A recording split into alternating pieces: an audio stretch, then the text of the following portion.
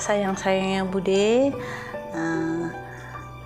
Bude harap kalian semua sehat walafiat, dan begitu juga keadaan Bude di Singapura.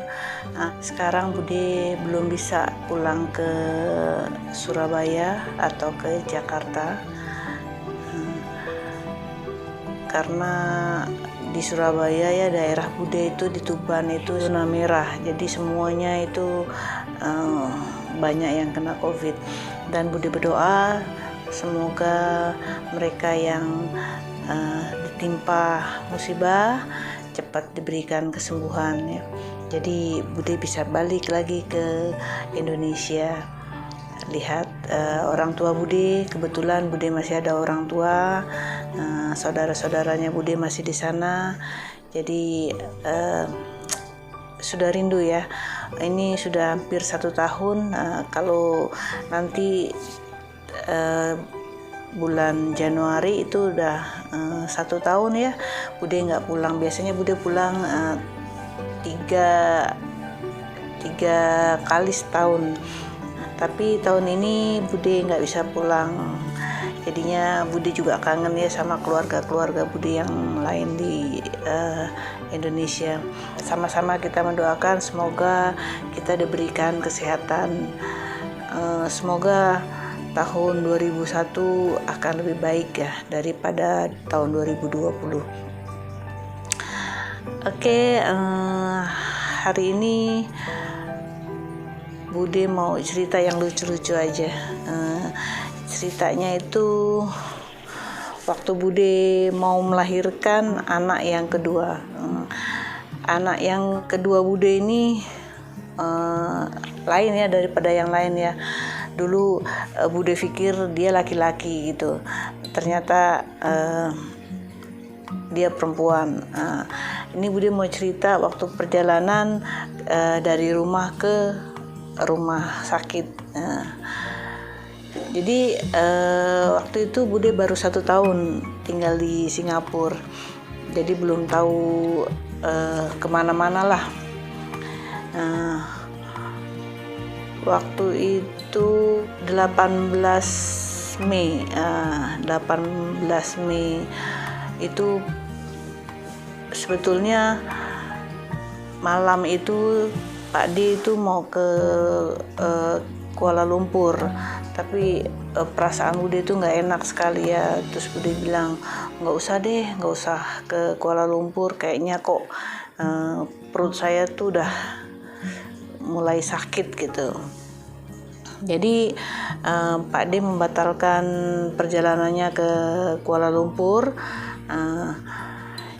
dan benar saja kira-kira jam 2 malam itu Bude itu udah sakit perutnya, tapi masih 1 menit sakit, 1 menit sekali dia datang gitu. Makin lama itu makin tambah gitu ya, sakitnya tuh makin bertambah. Durasinya itu makin cepat gitu. Jadi pukul 5 tuh Bude ke toilet itu ada bercak darah merah gitu. Wah, ini udah mau melahirkan gitu kan. Bude panik ya. Walaupun anak yang kedua tetap aja gitu kita merasa panik ya. Kalau ya kita merasakan bagaimana kita merasakan mau melahirkan itu ya, itu udah sakit ya, udah durasinya itu cepat gitu. Jadi sementara itu Pak D itu yang lembut, mandikan dulu anak Bude yang pertama, sembahyang dulu. Sementara Bude itu udah sakit gitu, gimana ini sakit gitu. Terus Pak D menghubungin kawannya yang ada van. Selesai udah habis subuh, kira-kira jam 6 gitu, Bude berangkat ke rumah sakit ya. Dalam perjalanan baru 2 kilo dari rumah,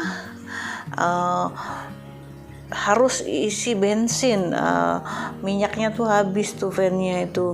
Waduh, Bude udah kesakitan yang teramat sangat ya.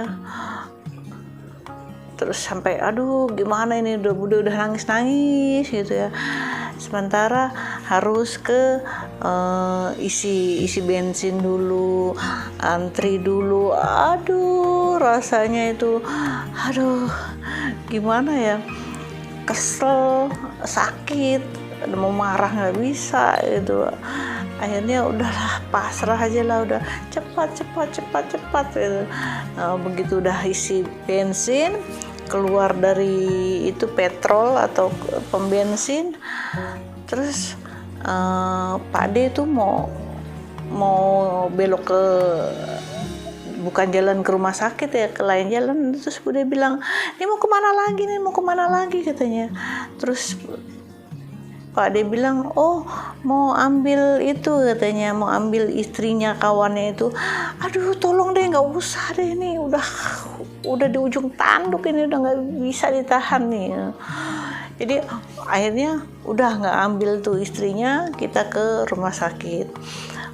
Kalau di Singapura itu 60 kilometer ya, kalau kita naik mobil lebih dari 60 km per jam itu nanti van itu akan bunyi. Waktu itu zaman dulu tuh masih berbunyi gitu. Kalau 70 80 tuh nanti bunyi ting tong gitu, yang menandakan bahwa kecepatan itu melebihi dari kecepatan mobil itu.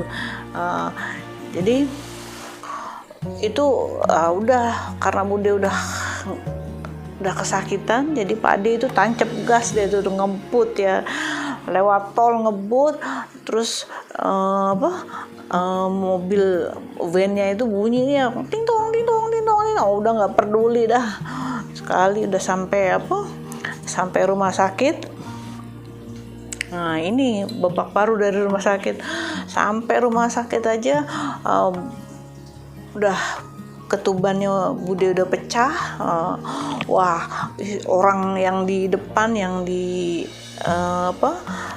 di counter tuh udah panik ya. Wah ini udah katanya, cepat bawa ke labor ward katanya, ke kamar bersalin. Nah, udah sampai, udah di Bude ditidurkan di tempat tidur tuh. Mereka dorong lah, ini emergency, jadi mereka cepet gitu kan. Bude udah aduh ketuban udah pecah, udah gimana.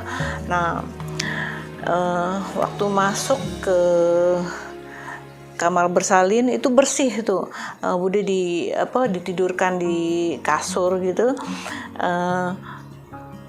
Itu nggak ada itu gunting, kapas, jarum, itu nggak ada, bersih aja, kayak tenang aja. Tapi karena Bude sakit katanya, udah masuk, jadi Pak D register dulu, tanda tangan keluarkan KTP, keluarkan IC. Jadi Bude juga waktu itu belum PR, jadi keluarkan paspor udah, jadi Pak D yang ngurusin. Jadi Bude udah masuk ke ruang bersalin. Terus dokternya nggak ada. Waduh, dokternya nggak ada, semua nurse juga, nurse-nya panik, gini gimana gitu kan. Lucunya dokter spesialisnya Bude itu adalah perempuan.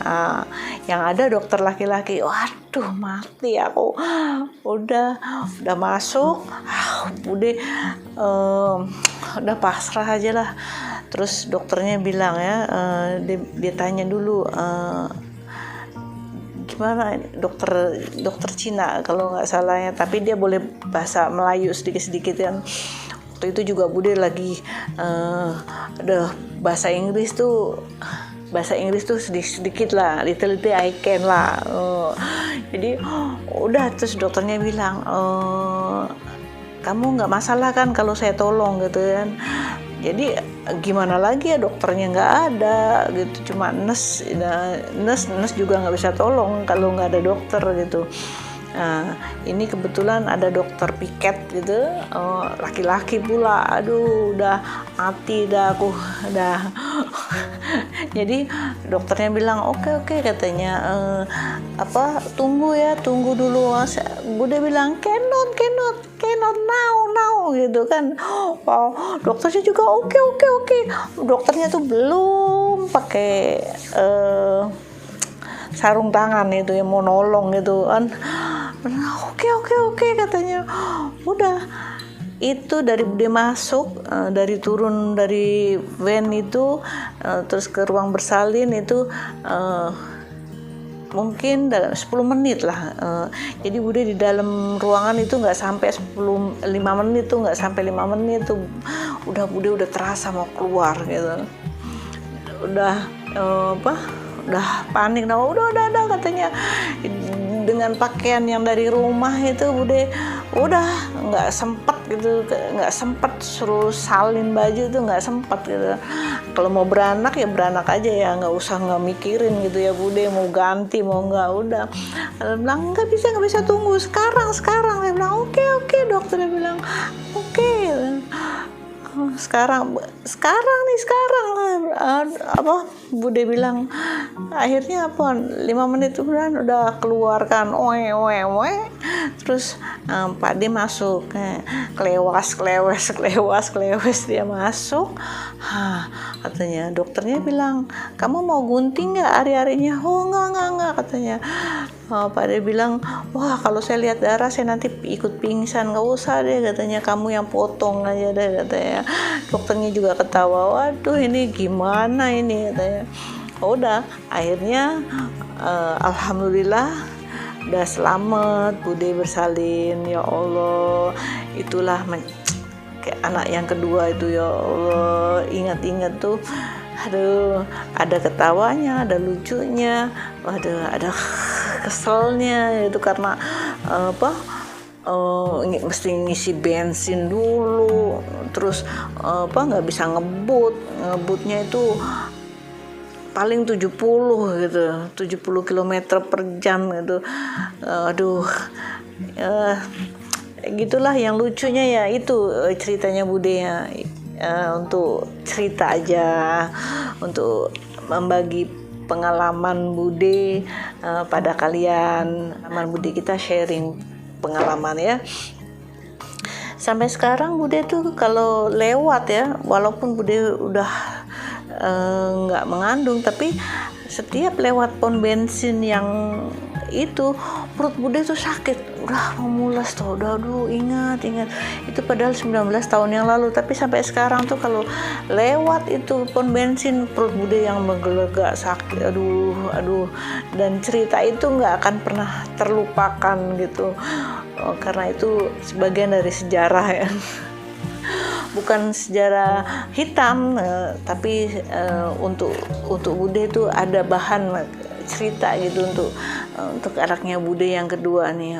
Kamu tahu nggak dulu mama seperti ini. Ya itu untuk cerita aja, untuk sharing aja supaya kalian terhibur. Di ujung tahun 2020 ini kita gembira aja, walaupun kita ditimpa musibah, dunia ini menangis, tapi hidup mesti diteruskan. Oke, ceritanya Bude sampai di sini aja dulu. Besok Bude cerita pengalaman Bude yang lain, antara anak yang ya cerita melahirkan itu. Bude ada 3 orang anak, anak kandung Bude ya, itu berlainan, nomor 1, nomor 2, nomor 3 itu lain gitu. Tapi ya itu adalah sejarah hidup ya, sebagai seorang ibu yang melahirkan seorang anak itu memang ada satu ada kesakitan tapi ada kegembiraan juga. Kita udah sakit, tapi begitu bayi itu keluar, itu sakitnya tuh hilang. Nah, itu percaya deh, itu boleh ditanyakan ke orang tua kalian. Begitu kita kesakitan mau melahirkan, wah itu sakitnya luar biasa. Itu nggak ada gitu. Sakit gigi itu cuma seujung kuku, sakit kepala, sakit hati, itu seujung kuku. Tapi begitu sakit melahirkan, kenapa dibilang melahirkan itu bertarung nyawa? Itu betul, karena sakitnya itu bedanya tuh tipis sekali dengan kematian. Begitu sakitnya memuncak, ini Bude bukannya yang nakut-nakutin kalian ya, yang mau melahirkan ya, tapi ini adalah kenyataan, fakta. Dan Bude nggak habis pikir gitu, kalau habis melahirkan terus bayinya dibuang di tong sampah, di masjid. Kalau di masjid bagus, bersih. Kalau di semak-semak, di tong sampah, ada di parit, di longkang, di hutan. Aduh, kebayang nggak? Sakitnya itu luar biasa gitu. Terus kenapa dibuang gitu? Itu yang kadang-kadang ya Bude nggak habis pikir. Coba deh, kadang Bude nggak mau denger cerita gitu, sakit hati Bude, ngenes gitu ya. Sebagai seorang ibu tuh ngenes gitu. Kalau kita udah melakukan kesalahan, ya sudahlah, memang kita udah salah gitu, kita bertobat, jangan lagi ditambah membuang itu hasilnya. Lebih baik kalian kasih orang, dan lebih baiknya juga hindari itu zina tuh hindari gitu, supaya kita tidak terlanjur. Yang malu kita malu, kita bisa menutupi, tapi malu kita kepada Allah itu tidak bisa dihapus dan tidak bisa ditutupi. Ya hanya Allah yang dapat menghukum, hanya Allah yang dapat mengetahui ya. Aduh, sedih sekali ya. Baiklah, semoga sayang-sayangnya Bude tidak melakukan hal-hal yang tidak baik. Hormati ibu kalian, karena itu betul, surga itu ada di telapak kaki ibu. Itu adalah benar adanya. Dalam artian kalian kaji sendiri kenapa dikatakan surga itu di bawah telapak kaki ibu. Karena melahirkan seorang anak itu pengorbanan dan sakitnya itu luar biasa. Tapi insya Allah semua bisa kita lewati, dan kita harus berjuang untuk hidup ya, untuk hidup yang lebih baik. Oke. Jadi Bude terharu ya. Oke. Bude akhiri cerita Bude. Harusnya cerita ini untuk menghibur kalian ya, bukan ada air mata, ada tangisan ini. Aduh. Oke, Bude akhiri aja cerita Bude.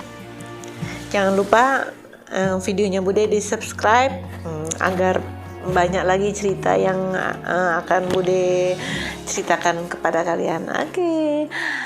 Akhirnya Bude undur diri. Wassalamualaikum warahmatullahi wabarakatuh.